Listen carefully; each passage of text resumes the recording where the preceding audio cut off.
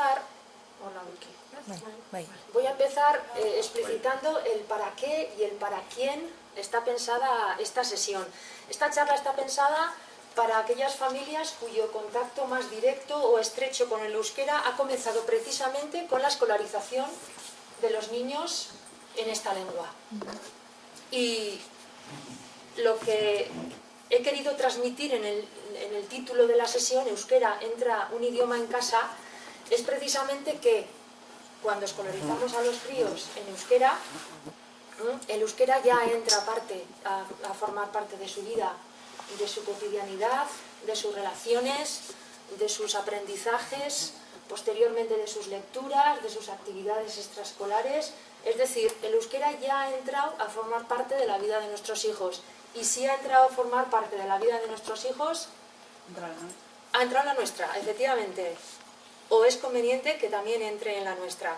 Entonces, esta charla lo que busca es daros algunas pautas, algunos modos para que os podáis implicar en ese proceso en el que ya están vuestros hijos, para que podáis acompañarlos, ayudarles y, en definitiva, para que avancéis con ellos y para que podáis contribuir en algo.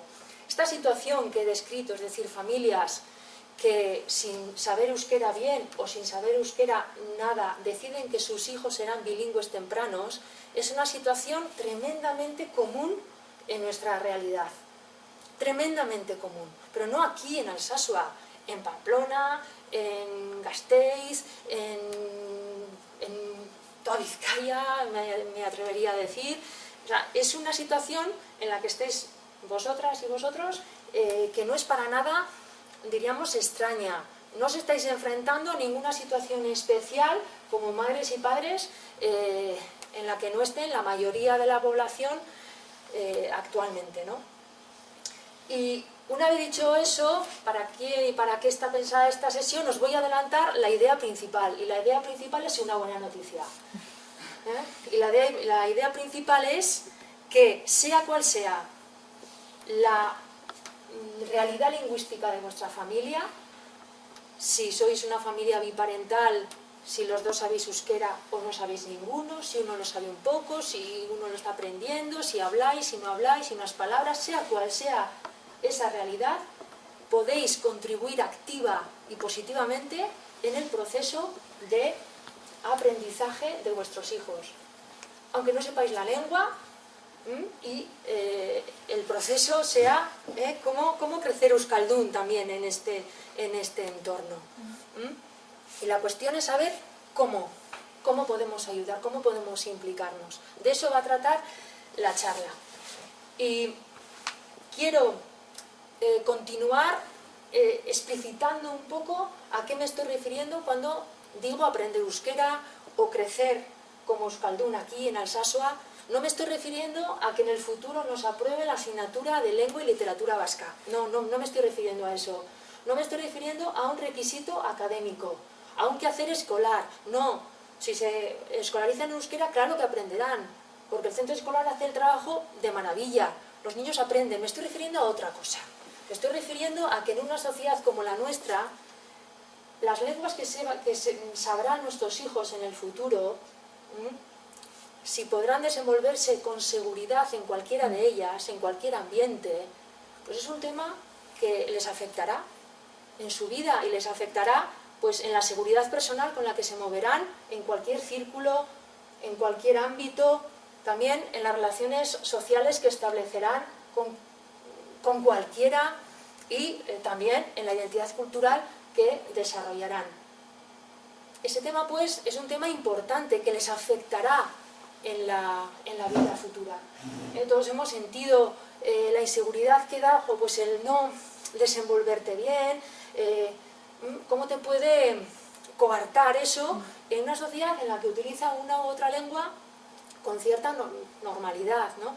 Y más aún, pues que también sea la base este aprendizaje de futuros aprendizajes lingüísticos.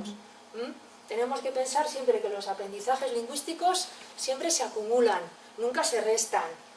Es una idea que es muy importante, luego volveremos a ella. No pensar que el trabajar en una lengua le estamos quitando a otra. Estamos acumulando en muchos sentidos. Y si las lenguas que sabrán nuestros hijos en el futuro es un tema importante que les afectará en su vida, por consiguiente es un tema del que hablar. Una familia biparental, yo creo que tendría que tener esa pareja como tema de conversación, incluso antes del nacimiento de los críos, es decir, oye, ¿qué tipo de hablante queremos que sea desde pequeño? ¿Qué relaciones con las lenguas queremos asegurarle desde pequeño? Independientemente de las lenguas que sepáis vosotros, porque eso es planificable. En ese aspecto podéis tomar decisiones encaminadas a ese objetivo. Y en ese sentido, padres y madres que no saben euskera perfectamente se pueden plantear que sus hijos serán bilingües tempranos. Para eso hay que tenerlo claro, hay que negociarlo y hay que tomar unas decisiones encaminadas hacia ello. Por ejemplo, en vuestro caso, parece ser que se habló y que decidisteis, oye, tú en euskera y yo en castellano. Claro, esa estrategia familiar no se puede tomar si no se habla sobre el asunto. Entonces, el hablarlo, en tener en cuenta que si es un tema importante en la vida de nuestros hijos, merece que lo hablemos, es el primer paso. Y el pensar que tenéis en vuestras manos decisiones importantes y en esas decisiones la escolarización es probablemente la más trascendental porque abarca una cantidad de años pues grande en la vida de los críos, ¿no? Pero no es ni la primera ni la última de las decisiones que podéis tomar en la familia. Antes de la escolarización hay otras decisiones que tienen que ver con el contacto lingüístico que tendrá vuestro hijo o vuestra hija. Por ejemplo, la escuela infantil, por ejemplo, todos los materiales vinculados a la lengua, juegos, lo que escuchan, lo que ven, lo que cantan, que pueden, diríamos, permitir una exposición ambiental a la lengua. Y luego, después de la escolarización, no tenemos que pensar, oye, ya está, yo ya he decidido. No, vamos a hacer una reflexión ahora mismo que nos va a poner en la tesitura de decir, bueno, es que la escuela no lo va a arreglar todo. Si a mí me interesa, si yo quiero que sea bilingüe, equilibrado, lo que has dicho tú, que se manejan las dos lenguas, lo que has dicho con las dos, pues yo aquí tengo otro espacio con el que jugar, que es el mundo extraescolar, y ahí también hay mucho donde podéis incidir y donde podéis decidir. Tendemos a pensar que una vez que escolarizamos a los críos, ya pasan todo el día en el cole. Es que ya va al cole, ya parece que eso coge ya toda su vida. Y yo os digo, hay que relativizar ese peso que tiene la escolarización en la vida de los críos. Tiene un peso, obviamente, pero si nos paramos a sopesarlo, es bastante menos del que creemos. Tendemos a sobrevalorarlo. Si yo os digo, vamos a coger un año de vida de cualquiera de vuestros hijos que ya está pues en la escuela infantil, o bueno, imaginaos que ya cuando ya está escolarizado, que ya pasan 6 horas en el centro. Un año de vida, vamos a quitarles las horas de sueño, 9 horas al día, y nos vamos a quedar con las horas de vigilia de un año. ¿Qué porcentaje de horas creéis que pasa en el aula un crío escolarizado, un crío de infantil o primaria? Un 50%. ¿Qué os parece? Sí. No sé. Un 40%. No sé. Un año. Hemos quitado las de sueño, nos quedamos con las de vigilia. Ahí entraría también fines de semana. Un año. Vacaciones. Puentes. Pues igual es menos. Claro, ya decimos, es que espera, que igual no es tanto. Espera, que voy a repensar. 3 meses de vacaciones en verano. Pues, Sí, más eso, los fines de semana, los puentes. Vamos a pensar que no se cogen un catarro en todo el año, porque entonces ya... A ver, ¿cuánto creéis, más o menos? Un 30. Un 30, ya de 50 me bajaba el 30. Y si yo os digo, ¿es la mitad? Y si digo que es el 16, más o menos... Ostras. Entonces ya dices, pues hombre, tiene su peso, pero ya no es, va al cole y al cole lo hará todo. No, no, queda mucho fuera del periodo en el que están en el aula. Hay que pensar otra cosa. ¿Cómo están los niños en el aula? Pues muy parecido a lo que estáis vosotros ahora. Y cuanto más mayores son, más parecido, con la diferencia que ellos escriben, como ustedes estáis escuchando tranquilamente.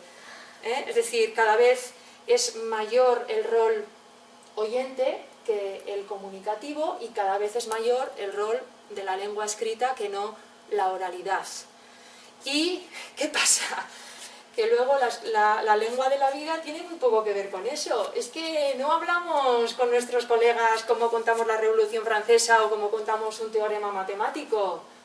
Que no, que la lengua con los colegas es otra cosa. Que chinchas, tomas el pelo, cuentas un chiste, te comunicas para cosas normales, en otro modo. Entonces, ¿qué pasa? Que esa lengua, que hemos dicho, cada vez es más de oír y de escribir y más formal, más vinculada a los quehaceres académicos, está lejos de la lengua que utilizamos nada más salir del aula, que hablamos de otro modo. Entonces ahí, si solamente nos quedamos con ese 16% siendo como los estoy contando, ¿qué pasa? Pues que no me da para vivir, yo la lengua que utilizo en mi vida es otra cosa.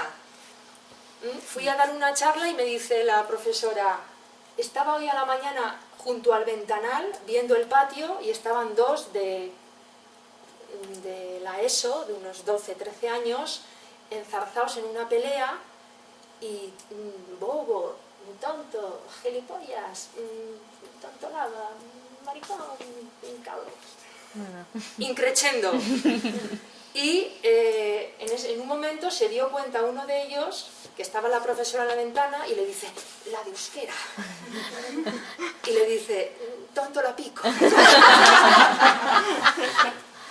Bueno, esa anécdota es tremendamente ilustrativa de... Es que así hablamos. Es que eso es la vida. La vida son emociones. Emociones, en este caso era el insulto. El insulto es un uso emocional de la lengua. Y puede ser otro objetivo comunicativo. Pero es muy ilustrativo el qué repertorio tenían para insultar en castellano y de repente, eso no se trabaja en la escuela generalmente, qué pocos recursos comunicativos para insultar en euskera. Ahora han empezado a enseñarles a los niños a insultar en euskera y hay gente que dice, pero ¿cómo? Es que si no se les enseña, si no oyen, si no están inmersos en una situación en la que se insulta en euskera, van a insultar en castellano. No penséis que es que no van a insultar, es que van a insultar en castellano. Habrá que darles herramientas comunicativas. Y quien dice insultar dice contar un chiste, que dice contra cualquier cosa, hacer ironías, es decir... Entonces... Todas las opciones que tenéis en torno a la realidad que va a vivir vuestros hijos en su día a día, tienen que ver con la escolarización, pero tienen que ver también con qué hacéis para complementar la escolarización. Para decir, bueno, en el cole aprende más el lenguaje formal, el lenguaje académico, pero como la vida es otra cosa y tiene que hablar también... como los demás niños, pues hay que intentar complementarle eso con actividades informales donde juegan, donde se chinchan, donde... como cualquier aprendizaje, ¿no? Seguimos. Vamos a hacer una especie de zoom, como una máquina de fotos que te alejas y te acercas. Pues vamos a alejarnos. Y a veces los temas lingüísticos se ven de una forma más clara cuando se tiene una percepción de qué es la situación global. Y vamos a empezar por la situación global. Primera idea. La primera idea es que no es una situación para nada anormal o no habitual la que tenéis aquí y la que tenemos en tantos sitios. Es decir, que tenemos dos lenguas principales de uso social, aparte de las lenguas que hay en familias o en comunidades pequeñas, como el Mangalí, que nos ha comentado la compañera antes. En situaciones muchísimo más multilingües que la nuestra, crecen y viven la mayoría de las personas del mundo. Solamente tenemos que hacer una reflexión. Si hay unas 6.000 lenguas en el mundo y hay 200 estados, si hacemos la división, mirad la cantidad de lenguas que salen por estado, más de 25.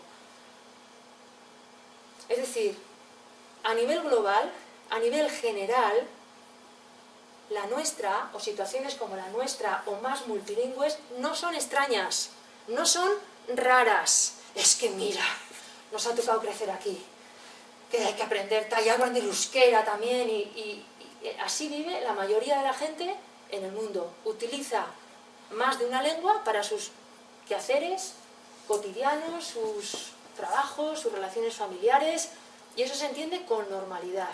Lo que tenemos que pensar es que la nuestra es una oportunidad inmejorable para el bilingüismo temprano, y de ahí para un multilingüismo posterior.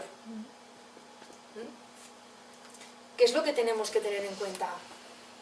Lo que tenemos que tener en cuenta es cuál es la naturaleza de nuestro bilingüismo. ¿Cómo es este bilingüismo que tenemos? Que tenemos dos lenguas principales de uso social. Pues que no están en la misma situación. Eso hay que tener en cuenta. Porque antes habéis dicho, yo quiero que mis críos, cuando crezcan, utilicen las dos lenguas, el castellano y el euskera, con normalidad. Y también ese querer que utilicen las dos con normalidad ha salido también en otros testimonios.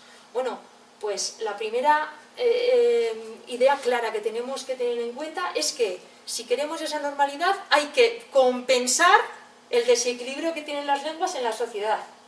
Bueno, si queremos que nuestros críos sepan las dos bien, habrá que compensar la más débil socialmente. Aquí tenemos una lengua que hasta hace 40 años no tenía ningún sitio en la administración, en el sistema educativo, no tenía ningún reconocimiento por parte de los poderes públicos. Llevamos 40, 30 años en un proceso de recuperación sobre todo vía escolarización de las nuevas generaciones, también de euskaldunización de adultos, y es un proceso palpable, es un proceso en el que se ha avanzado mucho estos 30, 40 años, pero todavía no ha bastado para igualar la situación social de las lenguas. El castellano lo utilizas para hacer cualquier cosa, para hablar con quien quieras, para ir a donde quieras, y el castellano tiene una fuerza social, diríamos, que el euskera en Alsasua pues todavía no tiene. Es una lengua, por otra parte, con 260 millones de hablantes, oficial en 22 estados. Lo que has dicho tú, es que es una riqueza, por supuesto que es una riqueza, y vamos a ir luego a eso. Es una riqueza y una suerte poder conocerlo. Pero claro, ¿cómo hacemos para equilibrar si lo que queremos es que nuestros hijos sean hablantes bilingües al principio y luego ya que sepan más lenguas posteriormente? Después de hacer ese zoom, vamos a la sacana. Vamos a venir aquí. ¿Y qué vemos? Pues lo que os he comentado antes, ¿no? La recuperación. Estos son unos simples datos sociolingüísticos de cuánta gente sabe euskera. Vemos que del 86 al 2001 ha habido un aumento. Los que hablan bien ha crecido. También los que hablan algo ha crecido el porcentaje. Y los que hablan bien más los que hablan algo, pues ya son más del 50%. Pero si cogemos los últimos datos y la población joven, solamente la población joven, para ver un poco cuál es la inercia de la recuperación aquí, vemos que tenemos unos porcentajes muchísimo más altos. Es lo que os he comentado antes. Cuanto más jóvenes son los hablantes, más porcentaje de euskaldunes hay. La recuperación se está produciendo, en cierto modo, desde abajo. Y entonces las ideas que podemos sacar de aquí es eso: el euskera está en un proceso de recuperación, son las generaciones más jóvenes las más euskaldunes, y en la base de esa recuperación está especialmente la escolarización en euskera, que por los datos que me pasó Castillo pues ronda pues el 80% en total. Vamos a pasar ahora al uso. Bien, saberlo sí, pero ¿cuánto se oye? Y aquí está muchas veces el desequilibrio que pasa, que tienen, digamos, las lenguas que no están normalizadas. Suele haber un salto grande. Tenemos que en el año 2000 se midió de una forma, como se miden este uso lingüístico, lo que se oye por la calle. No quiere decir que todos vivan en ese lugar, puede ser que que venga gente del entorno, pero ¿qué se oye en general en los pueblos de la Sakana?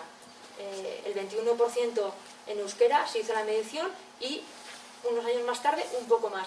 Y haciendo de este 23% una diferenciación por grupos de edad, tenemos que los que más utilizan el euskera son los niños. Y eso es una buena noticia. Otra vez nos están indicando los datos que la recuperación viene desde abajo.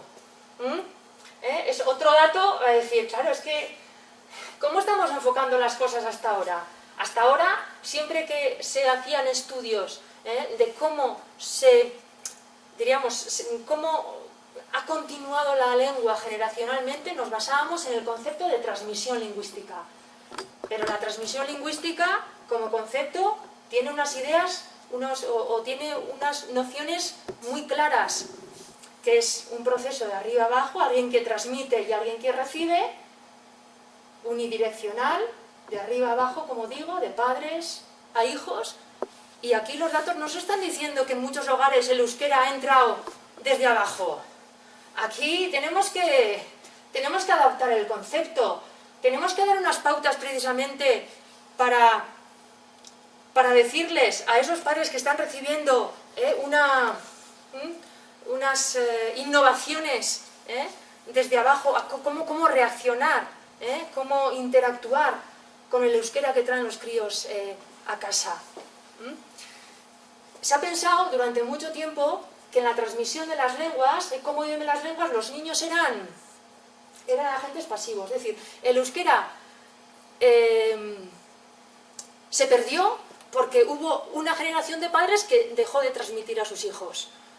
Y yo acabo de terminar una investigación y he visto que no, y ahora tengo mismo en la cabeza, recuerdo un caso de Lacunza, en la que el informante que ahora tiene unos 50 años, decía que él, a sus padres euskaldunes, que hablaban siempre en euskera, les empezó a hablar en castellano, porque él hablaba mal el castellano y en la escuela lo tenían que saber bien y recibían cierta sanción si no lo hablaban bien. Es decir, ese niño fue el que fue a casa y les empezó a hablar en castellano a los padres, y los padres, claro, pues cambiaron de lengua. Hubo padres que entendieron que no, que estaba bien saber castellano, pero que en casa se seguía hablando euskera. Pero hubo esa familia y muchas otras que, diríamos, cedieron a esa presión que llegaba a casa desde abajo, y los padres empezaron a hablarles en castellano como pedían los hijos. Incluso ya dejaron de utilizar el euskera pues con el cónyuge. No tenemos que pensar que la recuperación es diferente. En la recuperación, igual que en la pérdida los niños fueron agentes activos, en la recuperación también son activos. Vuestros hijos son agentes activos en vuestros hogares, y los niños en una población son agentes activos. Claro, pero hay que tenerlos como agentes activos, hay que interaccionar como ellos, hay que estar abiertos, hay que estar dispuestos. Es que la innovación y el cambio viene desde abajo también. Y es lo que nos están diciendo también los datos aquí. Sobre el uso, 3 ideas fundamentales. El euskera todavía es la lengua socialmente débil, son los niños y niñas los que más lo utilizan, y los adultos entre ellos, sin presencia de los niños, tienden más a utilizar el castellano que cuando hay niños presentes. Eso es un fenómeno bastante general. Es decir, los niños, con tal de estar, oye, parece que ya crean una influencia a que se utilice el euskera. Y más cuando se interaccionan entre ellos, pero no hace falta ni interaccionar con ellos, con tal que estén, las mediciones que se hacen, si hay niños, aumenta el uso. Eso es una percepción que tienen los adultos de que los niños ya vienen euskaldunes y que en presencia de los niños, y ya no solamente hablando con ellos, es como que invita más a utilizar la lengua. Estas son nociones que nos dan una fotografía clara de la recuperación, de cómo se está produciendo. Y concretamente en Altsasua, en Alsasua, 3 ideas he traído.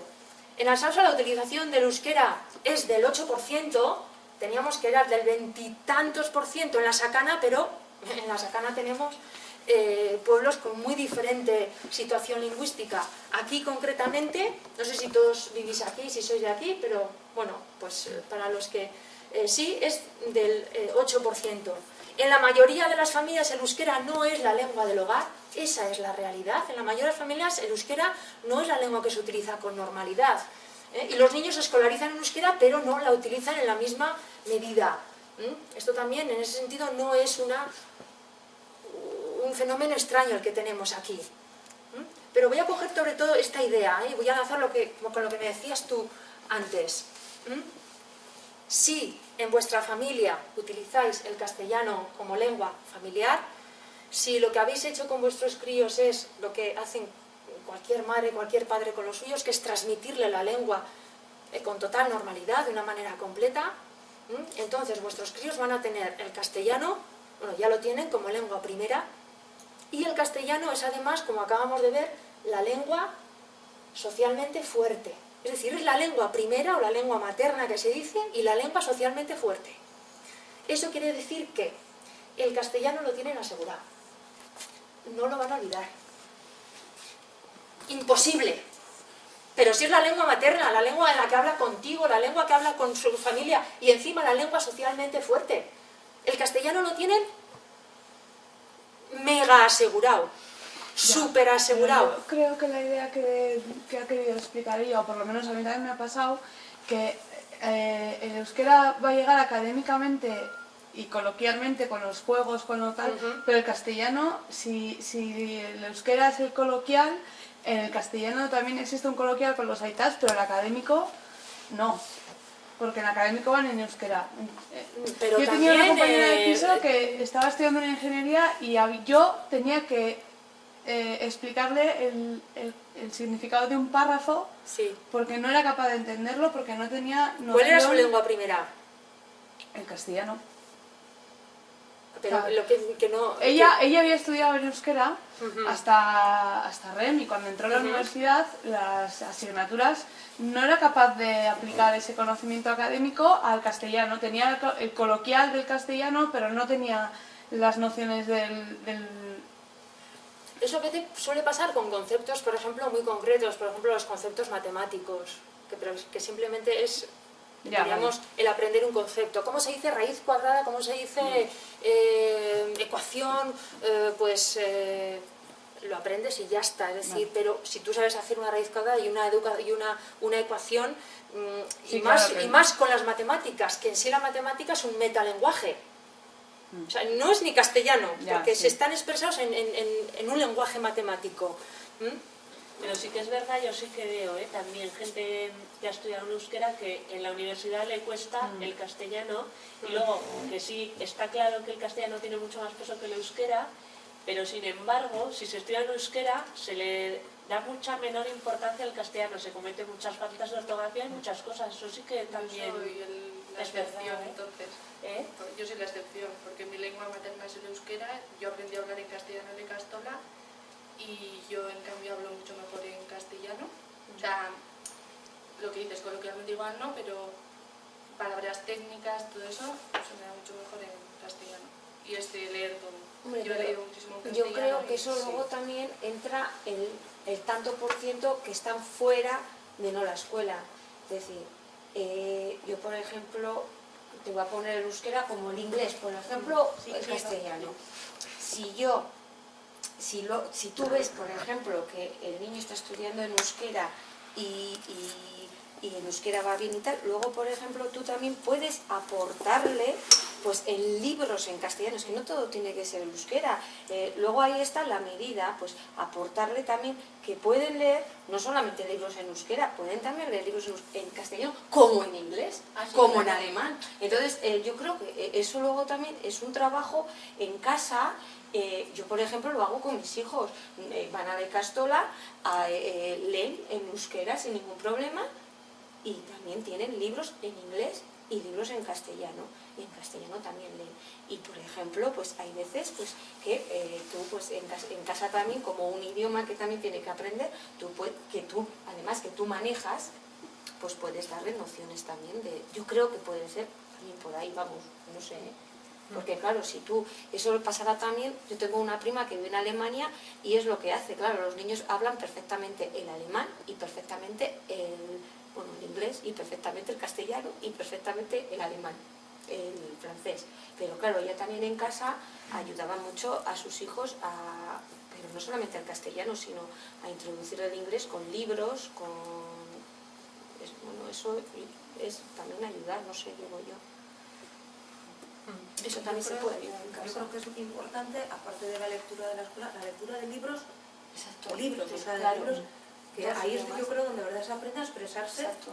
a faltas de ortografía, a hablar y a Porque todo las en faltas cualquier de idioma, porque al ortografía, final claro. un libro, una novela bonita o algo que les guste a los críos que no tenga nada que ver con la escuela, yo creo que les va a ayudar más a expresarse y a no hacer faltas de ortografía y a escribir bien, que estar en una clase de lengua explicándoles la gramática que con V o con B, la H, la ñ, no sé qué, al O los final leer acentos. libros normales Claro. de fuera de la escuela, yo creo que es igual ahí es donde sí que los padres podemos aportar más que en la tarea de la escuela. Yo es lo que pienso también. La lectura para mí es muy importante, pero no en castellano, en cualquier, inglés claro. y en los idiomas que puedas aportarle tú o que él quiera también. Detrás de esta idea está la idea de sumar, de que tengamos claro que los aprendizajes lingüísticos se suman. Hemos dicho que el castellano, si es primera lengua y es, como aquí, lengua socialmente fuerte, está asegurada, no se va a perder. Pero es que además, lo voy a decir, es que no queremos para nada que se pierda.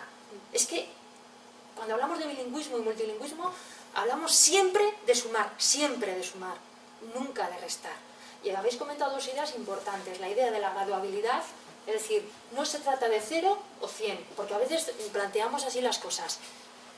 Es que como no sé euskera bien, no le puedo hablar nada más. Habrá algo que le puedas decir, aunque no tengas el EGA. Es que como no le puedo decir todo, no le puedo decir nada. Bueno, igual le puedes decir lo que te sientas cómoda. Como está el modelo D, tiene que tener solo libros en euskera en casa. Solo puede leer libros en euskera. ¿Pero por qué? Es decir, está en vuestras manos también dar estímulos diferentes. Y yo pienso que naturalidad a las lenguas. No es quitar a una por poner otra. Naturalidad, ¿por qué no va a leer un libro en castellano si le apetece, o un libro en inglés, o un libro en euskera? No sé, la naturalidad yo creo que es donde se tiene que partir, ¿no? Si se acercan a un libro, vuestros hijos, sea en la lengua que sea, o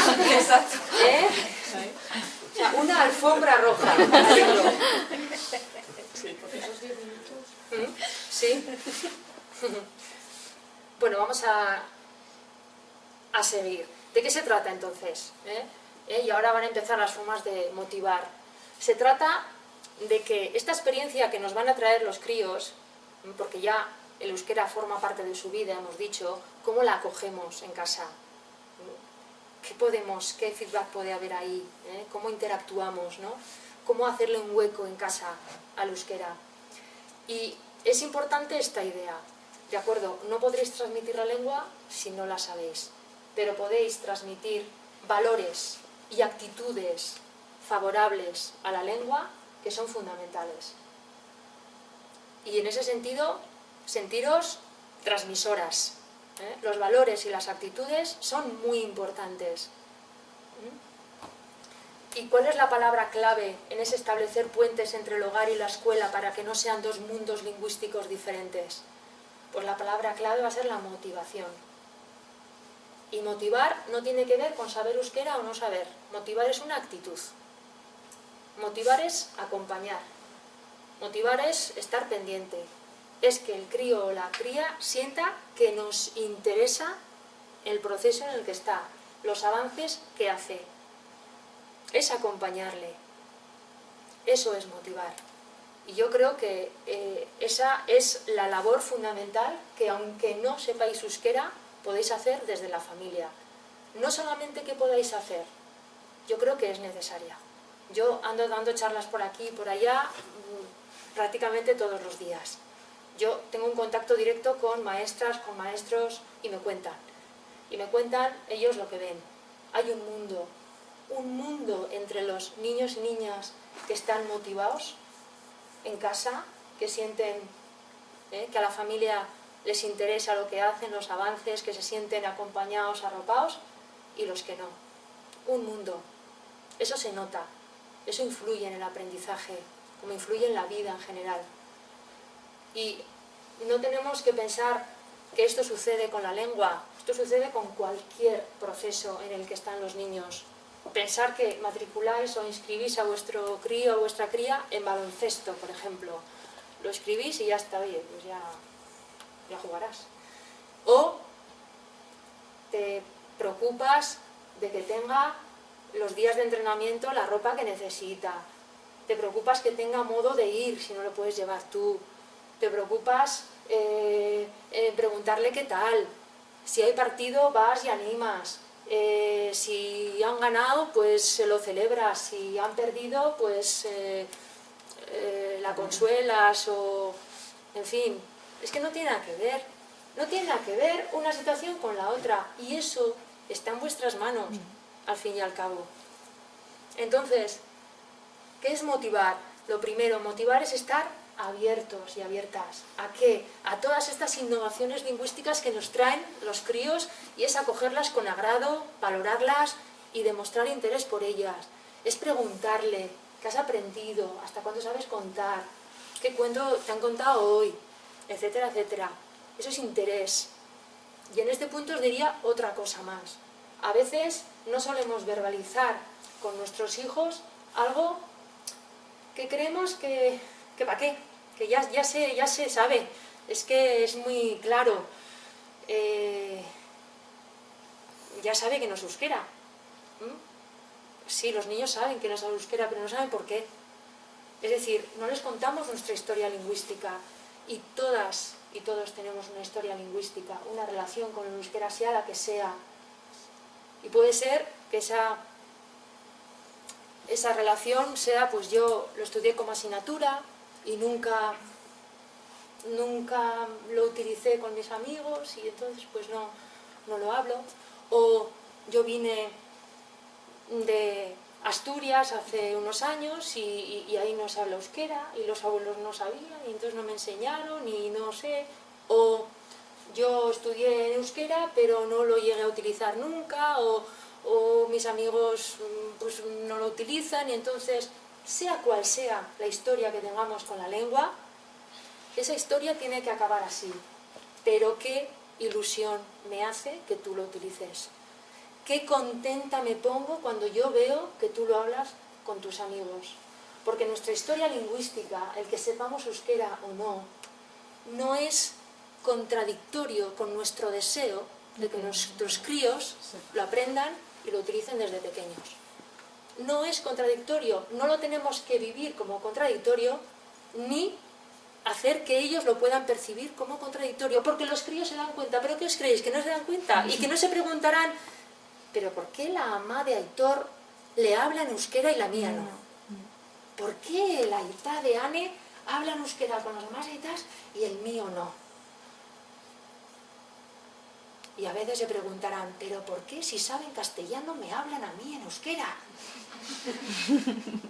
Eso yo creo que es lo que se preguntó mi hijo hace su tiempo. Y entonces, desde la lógica infantil, vamos a hablar todos en castellano, ¿pero por qué? Oye, habla con la mamá en castellano y a mí me habla en euskera. Es que a veces para entender el comportamiento lingüístico hay que intentar ver la realidad desde cómo la perciben ellos. El verbalizar estas cosas yo creo que es fundamental.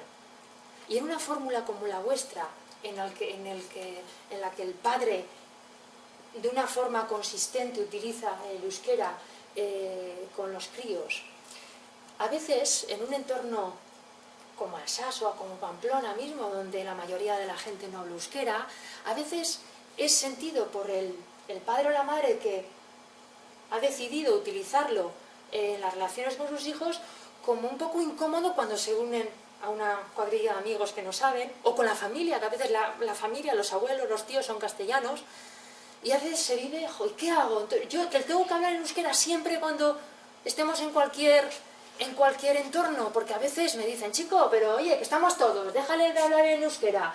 Es decir, a veces, no sé si es tu situación, ¿te ha parecido a veces Y en mi casa delicado? bueno, mi madre, mis hermanos, mi hermana sí, pero esto no, y él le habla siempre en euskera. Sí, Tan normal, sí. vaya. Y yo en su casa, que generalmente habla en euskera, le hablo en castellano, pues, o sea, tan normal. Pues hay ¿Qué pasa? padres y madres que han tomado esa decisión y les resulta a veces delicado y les resulta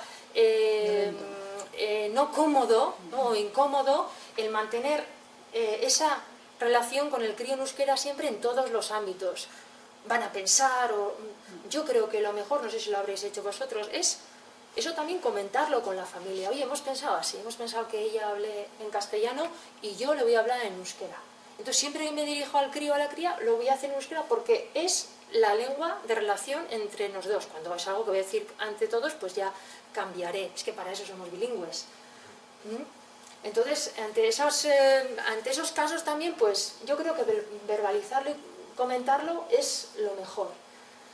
O un padre me comentaba que, bueno, en Pamplona habían tenido un crío, los dos le hablaban en euskera siempre, llegó el primer cumpleaños del crío, o el segundo, no sé, pero la cosa que todos los regalos de la familia, de los amigos, todo vinculados a la lengua y todos en castellano. Y el padre me decía, es que no se dan cuenta, es que, pero si saben que le hablamos en euskera, como si lo hubieran hecho con mala fe, lo del regalo. Y no, hay que pensar que la gente que no sabe euskera, en según qué entorno viva, y la gente que vive, pues no estrechamente con el euskera o le queda más lejos, ni sabe siquiera la cantidad de productos pedagógicos, de libros, de discos que hay en euskera actualmente. Pero claro, si no lo decimos, si va a llegar el cumpleaños del crío y no, oye, aprovechando, si habéis pensado regalarle algo, que sepáis que, hombre, alguien también le puede regalar en euskera porque está empezando a leer en euskera y le vendrá bien. ¿Y dónde compro? Bueno, pues le decís, porque a veces se encuentran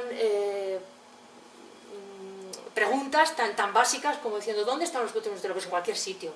Pasa que es que una persona que no sepa la lengua muchas veces ni los ve. Ni cae en la cuenta. Ni cae en la cuenta, efectivamente. Muchas veces hay un desconocimiento en eso. Entonces, verbalizar nuestro deseo, nuestro proyecto, nuestra estrategia familiar, nuestra historia, yo creo que siempre es positivo, siempre, en cualquier momento. Motivar es también convertirnos en sus alumnos, lo que habéis comentado antes. ¿Qué oportunidad más bonita? No hay forma más directa de motivar a los críos que el que ellos piensen que nos pueden enseñar algo y aprovechar esta situación para introducirnos como queramos en unas palabras, en unos saludos. Generalmente la gente hace eso, como con la otra forma de motivar, la gente es permeable, acoge. Yo he visto madres y padres que no tenían ni idea de euskera, ha sido matricular hoy al crío y mañana la soinqueta, dice la soinqueta, la guela, el jantoki. Es que tiene que ser así. Y te corrigen en la pronunciación cuando entras. Sí, claro. En serio, que no se dice lechero.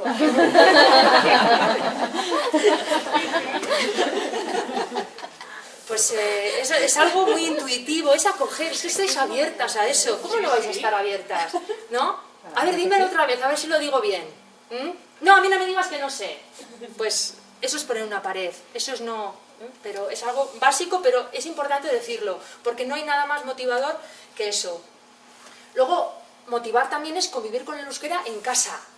En una charla una madre me dijo, yo ni mi marido ni yo sabemos euskera, pero en casa se canta en euskera, se juega en euskera, se oye euskera, y es que afortunadamente, aunque no hables la lengua, tienes medios para garantizar un uso ambiental, pues vía televisión, radio, DVDs, lo que sea. Y también esa exposición habitual a la lengua lo que hace es establecer también un puente entre la lengua que escuchan en el centro escolar, no es extraña en casa también. Estaba dando el otro día una charla en Ortuella, en Vizcaya, y vino el concejal de Cultura, un chico de 30 años, y estaba explicando esto, y él dijo, mira, yo quiero comentar una cosa. Yo soy hijo de esta situación, dijo.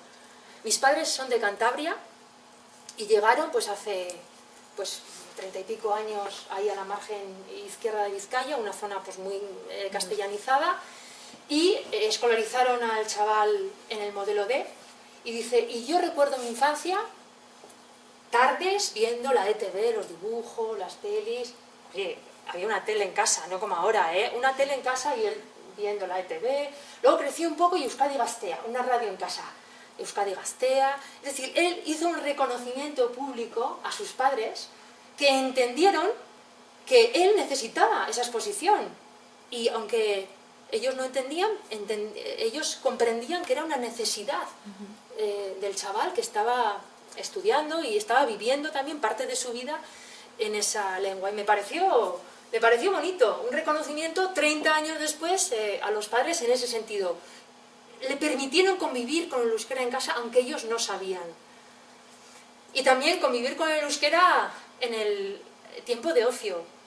Y aquí tenemos primero lo que son las actividades que nos dan un uso más estimulante de la lengua, más literario puede ser, actividades como el teatro, la música, los payasos, el cuentacuentos, son experiencias muy ricas que el poder escucharlas en euskera también va a ser importante para tener una experiencia variada de la lengua. Y luego todo el mundo extraescolar. Aquí tenéis que aprovechar, aquí tenéis la mancomunidad, aquí tenéis también actividades que puede organizar la biblioteca, el centro escolar, seguramente que organizan pues, deportes o asociaciones, el mundo extraescolar, también con todas las la oferta cultural que hemos dicho antes, es un complemento necesario, es un complemento vital al 16% que hemos comentado antes, que es la exposición al euskera escolar. Es aquí, en todas las actividades extraescolares, donde más uso informal van a hacer los críos entre ellos, en juegos, deportes. Y es fundamental que sepáis que en vuestra mano está el tenerlo en cuenta, el pedir que sea en euskera, y el aprovechar las opciones que tenéis aquí. Ahora son muy pequeños, pero ya crecerán. Y bueno, 9 años, ¿quién me ha comentado que tenía tú un crío de 9 años?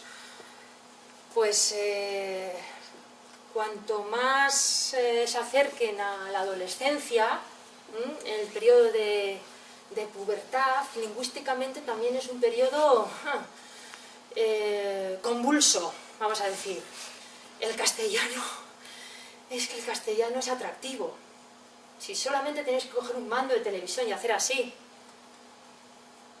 ¿qué te viene en castellano? ¿Qué referentes? ¿Qué realidades de música, de cine, de deporte? Que eso está ahí, eso no lo podemos cambiar. ¿Qué es lo que podemos hacer? Pues hacerle ver que en euskera también, aparte de la vivencia escolar, hay actividades agradables, pueden tener vivencias estimulantes, ofrecerles referentes vinculados al uso lingüístico, trabajar los valores, que hemos dicho antes, las actitudes, es cuidar y alimentar la relación que tienen con el euskera. El año pasado se publicó un estudio, un macroestudio que se hizo en la Comunidad Autónoma Vasca, y cogieron a todos los escolares de 9 y 10 años y a los de 13 y 14. Y vieron que de 9, 10 años, a 13, 14 se producía un bajón en el uso, pero tremendo, tremendo. Y lo están vinculando a esto, a que es una época... A mí me decía, cuando estaba haciendo mi investigación, me decía un chaval, es que es una época en la que nada de lo que te interesa está en euskera. O eso perciben. Todo el mundo que te empieza a interesar con 13 años, según qué zonas vivas, este chico era de Barañáin, por el poder, por la potencia que tiene la lengua socialmente fuerte, pues es muy atractiva y entonces, ¿de qué se trata? Se trata de alimentar, de cuidar, de que tenga experiencias buenas, de llenar la bolsa vivencial del euskera para que se pueda mantener. Porque el castellano es atractivo, es ahora y va a ser dentro de 20 años. Y es que el futuro de la lengua pasa por eso. O sea, eso de que, como hace 60 años, los euskaldunes hablaban euskera porque era muchas veces lo único que sabían, eso se ha acabado. Eso se ha acabado. Vuestros hijos e hijas van a ser multilingües. Si hablan en euskera, será porque quieren. Porque lo prefieren. Porque sabrán 3 o 4 lenguas más. Y ahí está. Y no lo van a preferir por el 16% de la escuela. Lo van a preferir porque tengan unas vivencias cualitativas, unas vivencias buenas, porque se sientan más cómodos, porque se sientan más ellos, porque hayan establecido esa lengua con sus colegas y en su grupo y en su pueblo, y porque lo vinculen a cosas que las demás lenguas no les dan, aunque las sepan muy bien, y es que está muy bien saberlas y utilizarlas cuando lo necesitan. Pero el uso de la lengua pasará por la preferencia, y es algo muy claro. Las que sabemos 2 o 3 lenguas, ¿por qué hablas? Porque quiero, ¿no? ¿Por qué hablas? Yo la mayoría de las veces hablo porque quiero, porque lo prefiero. No tengo a nadie que me dice, habla, no, es que yo prefiero. Pero ese preferir va unido a muchas cosas. ¿A qué vinculo yo la lengua? A gracias al uso continuado, qué facilidad de expresión tengo, yo me siento cómoda, yo me siento yo. ¿Que hablo castellano? Pues también lo puedo hacer bien, o medianamente bien, o que me entendéis, no hay ningún problema. Entonces, se trata de eso. Es que no tiene nada que ver ya con los hablantes de hace 60 años, ahora estamos en otra situación. Entonces, de lo que se trata es de promover hábitos de uso. ¿Cómo? Propiciando vivencias agradables. Que fuera de la escuela también se relacionen y vivan en euskera y cojan ese hábito. Para los que no sabéis euskera bien o no os habéis planteado aprender más o estáis en ese proceso, podéis de una manera muy asequible incorporar rutinas lingüísticas. ¿Qué son las rutinas lingüísticas? Eso que dices prácticamente siempre, todos los días, que pueden ser frases hechas, saludos, haces un repaso, es decir, desde que levanto al crío hasta que lo dejo en la escuela infantil, ¿qué le digo? Todos los días, pues prácticamente lo mismo. Innovas algún día, pero hay frases que repites, a eso se le puede llamar las rutinas lingüísticas. Yo aquí os he puesto algún ejemplo, algún saludo, alguna palabra de cariño. Esto está en manos de cualquiera que no sabe euskera. Podéis aseguraros y contrastar que lo decís bien o que se dice así con alguien que sepa que tenéis a mano y luego incorporarlo es fácil. Y esto es un detalle mínimo para poder establecer un puente, para hacer un uso mínimo. Es que no sé bien, en lo que antes hemos dicho, hay que huir de 0 y 100. Si estáis aprendiendo, yo sé decir esto, pues si quieres, si te sientes cómoda, dilo. Es que ya no sé decir más, pues no te calles, porque con tu hijo o hija tienes que hablar. Eso es lo más importante que tenéis, la relación con vuestros hijos. El euskera es un elemento para mejorar esa relación, para acercaros más, porque forma parte de su vida. El euskera es un elemento de complicidad. Así es como lo tenéis que ver. Si sabes hasta aquí y ya no más, pues te cambias al castellano y no pasa nada. Llegarás, si sigues utilizando, a sentirte más cómoda y eso podrá variar. Dar importancia a las cosas pequeñas. ¿Por qué digo esto? Porque lo que pasa con lenguas como el euskera, que está en una situación de debilidad social frente a otra lengua más fuerte, es que son lenguas redundantes, son lenguas no necesarias. Muchas veces son percibidas así, es que no se necesita realmente para nada, porque todo lo puedes hacer en la lengua mayoritaria, o esa idea pueden percibir los niños. Los niños son tremendamente sensibles al estatus de la lengua, tremendamente. Se dan cuenta enseguida que todos los que hablan euskera también hablan castellano, pero todos los que hablan castellano no hablan euskera. Y eso es una percepción de la situación de la lengua. Enseguida perciben eso, que el castellano se oye más, tiene más peso social. ¿Qué podemos hacer? Darle un uso, una funcionalidad al euskera en casa. Y para eso, pues las cosas pequeñas son válidas. El mensaje del contestador, las notas de la nevera. Si tenéis críos y crías que están o van a estar pronto en el proceso lectoescritor, implicarles en la lista de la compra, que generalmente ponemos siempre lo mismo en distinto orden y cosas habituales. Nos puede permitir también aprender esos nombres tan comunes.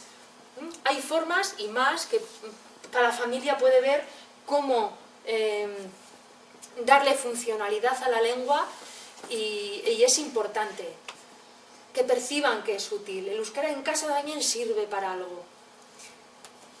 Y ya la última forma de motivar es, por supuesto, si os animarais a aprender o al menos a tener un mínimo nivel de comprensión para entender lo que os dice el crío y la cría en esa lengua. De todas formas, yo siempre suelo recomendar, si cuando padres y madres empezáis a aprender euskera por la motivación de que vuestro hijo está escolarizado en esta lengua, yo creo que los objetivos del aprendizaje no tienen que ir tanto a títulos, a perfiles, a conseguir tal certificado, sino a cómo hacer del euskera un elemento que mejore las relaciones con mi hijo o con mi hija. Yo creo que esa es la meta o el objetivo más motivador que podéis tener. Y para eso darle importancia al lenguaje emocional. Que el euskera te sirva para preguntarle cómo está, por qué está triste, o qué le ha pasado. Yo creo que es más asequible plantearlo así para los que os animéis, las que os animéis a este proceso. Y es la manera de tender puentes, lo que he comentado antes, para que euskera y castellano no sean mundos separados. Y ya voy a acabar con una recapitulación, como cuando les digo a mis alumnos ahora, la recapitulación metacognitiva, que es qué hemos aprendido, qué os he dicho hoy. Pues hoy os he comentado que para ayudar a nuestros hijos e hijas, aunque no sepamos euskera, la familia tiene que hacer un trabajo de complementación con lo que hace la escuela, que lo hace muy bien, pero hemos dicho que no abarca toda la vida de nuestros críos.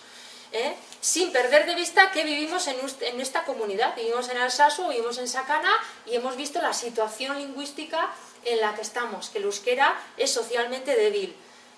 Como es una charla para padres y madres, yo he hecho incidencia en lo que es el rol de la familia.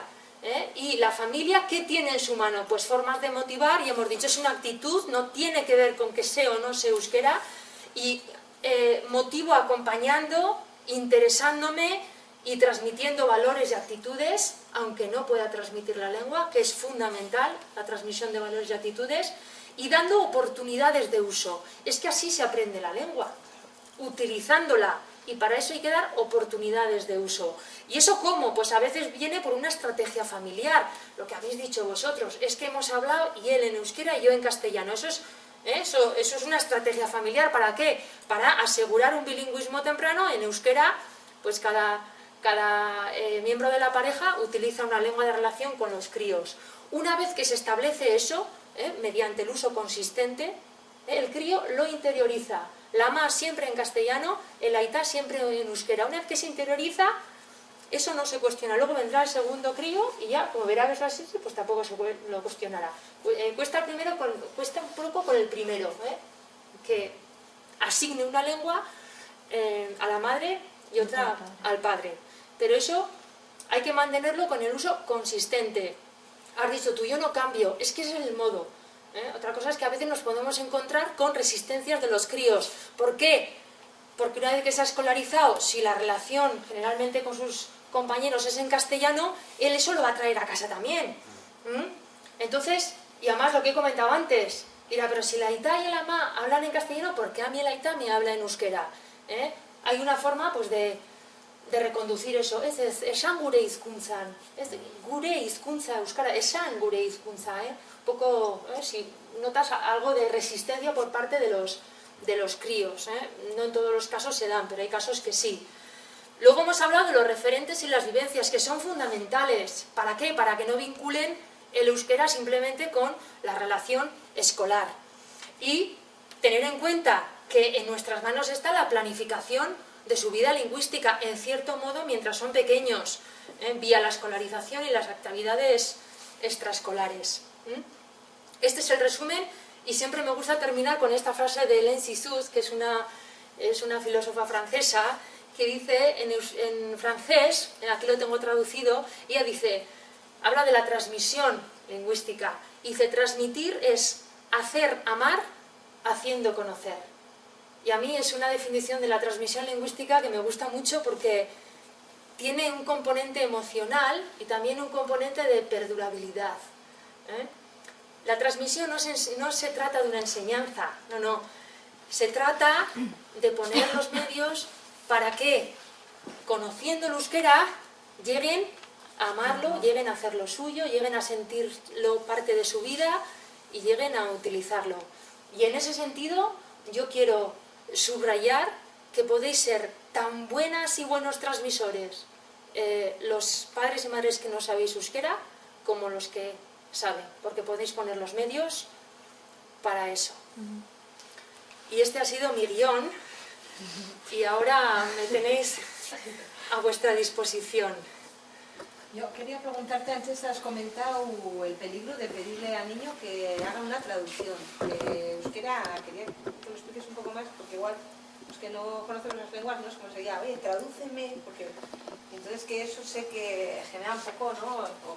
Lo de la traducción es realmente Sí. un poquito... Eso lo he comentado cuando hemos estado hablando de, diríamos, que os preocupa, luego cuando traigan tareas no le vais a poder ayudar, y en ese contexto lo he comentado. Y os he dicho, esa preocupación sobre las tareas escolares hay que relativizarla, porque claro que le puedes ayudar. Le puedes ayudar motivando, asegurándote de que se pone, de que tiene un sitio tranquilo, de que tiene lo que necesita, de que coge el hábito. Eso es la manera fundamental para ayudar. A veces os preocupa de que no le podéis ayudar con los contenidos, que son solamente una parte de las tareas. Lo demás yo creo que es más importante, el ponerte, el coger el hábito, el que tú sepas que está un rato por lo menos todos los días, con los contenidos. La verdad es que los contenidos corresponden más a los profesores y a las profesoras. En contenidos yo creo que tendríais que delegar en ellos, pero si os preocupa de todos modos, yo suelo decir, tenéis que tener en cuenta que los bilingües son los críos, y que si tienen alguna duda sobre algo, nos lo pueden transmitir, pero ese que nos lo pueden transmitir no quiere decir que hay que pedirles una traducción de los quehaceres que están haciendo o de los problemas, porque a veces los críos muy pequeños entienden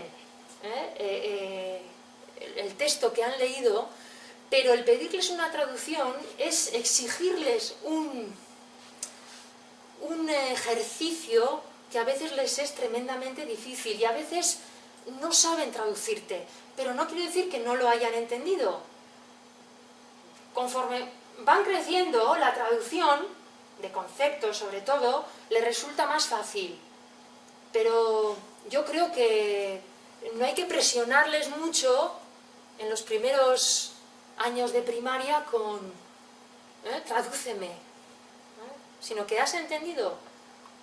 Y muchas veces ayudarle, aunque no sepamos euskera, podemos poner en sus manos herramientas para solventar esa duda. Yo en la universidad imparto la asignatura el proceso lectoescritor y en el tema de la comprensión lectora hablamos de esto, ¿no? Que a veces no entiendo, ese no entiendo que te formula el alumno, vas un poco preguntando qué es lo que no entiendes, igual lo que no ha entendido es una palabra del texto, una palabra. Pero ¿qué pasa? Pues que es un lector todavía inseguro y con una palabra se bloquea y piensa que no ha entendido nada. A veces, un poco preguntándole, podemos llegar a que su duda se puede solventar pues poniendo un diccionario a mano, con las herramientas que hay en internet, que también hay diccionarios. Es decir, dudas sobre o preocupación sobre el contenido yo lo relativizaría y aún así tenéis en vuestra mano herramientas para ayudar a que ellos vayan solventando su falta de comprensión. A veces el contenido, además, vuestra incapacidad de ayudar en el contenido no tendrá que ver con la lengua, tendrá que ver con el contenido. Tendrá que ver con la Revolución Francesa, tendrá que ver con el teorema de Pitágoras. Es decir, también hay que relativizar eso. Es decir, ¿no le puedo ayudar? Pues no le puedo ayudar, porque afortunadamente ya va sabiendo muchas cosas, pues más que yo. Yo no sé si los padres de los niños que están escolarizados en una lengua extranjera tienen estas preocupaciones, creo que no. Yo no sé por qué los padres o sus madres, sus caldunes, no le podrá ayudar. ¿Los del colegio alemán le ayudan? Pues igual no.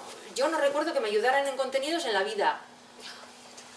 No, es que es así. Yo no recuerdo. Una amiga mía dice, acabamos las madres hablando por teléfono, y ¿tú qué vas a poner y tal? Y dice, y acabamos haciendo las tareas nosotras. Esther, con dos crías, que ella ha estudiado euskera, o sea, en primera lengua era castellano, a las crías las tienen en castellano, les hablan euskera, bueno, porque esa ya es el lío. Y dice, y es que al final las madres por teléfono, el WhatsApp, oye, ¿tú qué has puesto? Y no sé qué. Y dice, le digo, ojo, pues eso es mal, porque es que, y sus dos padres eran maestros, fíjate, y a ella no le ayudaban. Es que yo, por ejemplo, y es que no se ayudaban, es que dice, es que ahora acaban los padres, incluso si le han puesto una nota baja, bueno, nota, que no es nota, ¿no? Dice, es que incluso luego te viene, es que está de niño, no sé, porque oye, hemos hecho muy bien el trabajo, y me ha dicho pues que no. Qué bueno, antes se copiaban Entonces, los críos y ahora se copian que vamos tanto ahora, sí, que y aparte, poco, pero bueno, tampoco hemos salido muy es bien. una recomendación de los propios docentes, que en tema de contenidos pues os relajéis. Yo he dicho que no me ayudaban en contenidos, pero sí que me ayudaron a coger un hábito, sí que mi madre aseguraba que yo estaba ahí un rato, es decir, lo fundamental. Eso es lo fundamental. Yo sentía que les interesaba y yo creo que la ayuda más va por ahí. Como yo, normalmente yo me siento con mi hijo y yo no le hago las tareas. Yo muchas veces estoy viendo que algo está mal y le puedo decir, ¿estás seguro de que estás bien? ¿Tú piensas que es esto? Sí, ya está. Yo creo que él luego tiene que ir a la profesora y cuando lo corrijan, él se dará cuenta que eso no lo ha hecho bien. Pero es que si se lo digo yo, tampoco es... entonces, a mí me preocupa que eso, que tenga sus 10 minutos de lectura todos los días, me siento así, y él que esté leyendo. Y que esté sentado haciendo sus tareas. Bien o mal, hombre, pues no siempre las lleva bien, porque yo lo veo, pero la mayoría de las veces la lleva bien. Sí, pero me parece tremendamente adecuado el pensar que el error en el aprendizaje es parte del aprendizaje. Y el darle opción a que se equivoque, porque es así como se aprende. Pero no solo sumando y restando. En todo, O sea, no solo las tareas. Sí. Sí. Bueno, Luego a mí todo se me ha cae. encantado bueno, el concepto que has dicho de sumar, ¿no? Porque, bueno, pues o sea, os lo comento porque sí, porque muchas veces parece que va una cosa por un lado y otra cosa por el otro. O rivales o... Sí, y bueno, y que luego está esa gama de grises, ¿no? Que es la mezcla, que es lo que enriquece, ¿no? Y sí, o sea, me ha parecido el tema de sumar. Yo estuve un verano en Bélgica haciendo unas prácticas y en la zona norte solo hablan, bueno, el Dutch, inglés, y en la zona sur Flamenco y inglés, y en la zona sur francés, inglés, y en Bruselas hablan inglés, francés y Dutch. Entonces yo había estado un año de Erasmus en Francia y el inglés lo tenía perdido, entonces estaba haciendo las prácticas con una chica que sabía los tres. Entonces me daba una envidia porque se me empezaba a hablar en Dutch y me quedaba así, seguía hablando en inglés, no, que vienes de Francia y te voy a hablar en francés. Joder, me daba una envidia porque como yo soy de Bruselas no tengo ese choque entre el inglés y el francés y entonces como lo he aprendido desde pequeña, entonces hablaba los tres idiomas, pero cambiaba según estaba hablando, o sea, yo al final digo, es que no te entiendo porque es que no me da tiempo a seguirte, porque hablaba, o sea, empezaba cualquier idioma y decía, es que yo esto lo he aprendido desde pequeña, entonces lo tengo lo más natural, y venía uno a la oficina, un jefe suyo, y le hablaba en flamenco, venía una chica que venía a prácticas y le hablaba en inglés, y iba yo y me hablaba en francés, y o sea, es que a mí me da una envidia, o sea, Sí, en entornos multilingües, es decir, donde habitualmente se utiliza más de una lengua, pues obviamente los hablantes aprenden más de una lengua desde pequeños, iros a Zugarramurdi o a Urdazubí, y ahí la gente maneja euskara, castellano y francés, porque mucha gente, pues desde pequeños, vinculados también a, enseguida las mujeres iban para trabajar a casas de Iparralde, los hombres iban a trabajar en el bosque o como Basumutil o al otro lado, ¿no? Y luego posteriormente, como son zonas con tantas ventas y con tantos restaurantes, pues el dedicarte a la hostelería pues te hace estar en constante utilización del francés, del castellano y el euskera. Es decir, siempre que se mantiene un uso, el multilingüismo es muy espontáneo, o sea, no hay que pensar que es nada inhabitual. ¿Qué pasa? Que en nuestro entorno la utilización del euskera socialmente a veces no llega a compensar para que sea ese uso, esa necesidad de utilizar la lengua de una manera normal. Porque los niños dicen, sí, es que son esponjas, es que cómo aprenden la lengua. Y efectivamente, la facilidad de los niños para aprender un idioma solo es comparable con la facilidad que tienen para olvidarlo. Es así, decía un diplomático que fue con su familia de aquí para allá, mis hijos han aprendido 6 lenguas y han olvidado 5.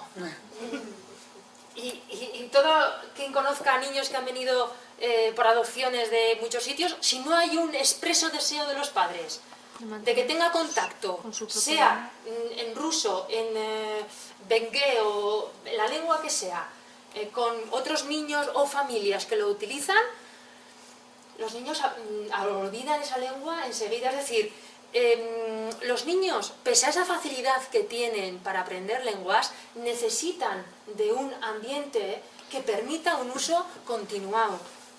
Y con el 16%, volviendo a lo nuestro, pues no es suficiente. Claro, tiene que ver que es útil. Si no, ¿para qué van a recordar toda esa... Claro. ¿no? El cerebro Sí. que fuera. Sí, tienen que utilizarlo y claro, y nuestra motivación también va vinculada a la funcionalidad. Ahora, todo aprendizaje escolar se vincula a la funcionalidad y a la significabilidad. Es decir, lo que es significativo, es decir, lo que yo entiendo para qué es, yo lo vinculo a mi experiencia, es funcional y ese aprendizaje me motiva. Pero si hay un aprendizaje que no es significativo, es decir, que yo digo, ¿esto para qué? Esto si yo no lo... si no lo puedo conectar con nada de mi experiencia ni con aprendizajes previos y no sé para qué utilizarlo y para qué sirve, cero motivador.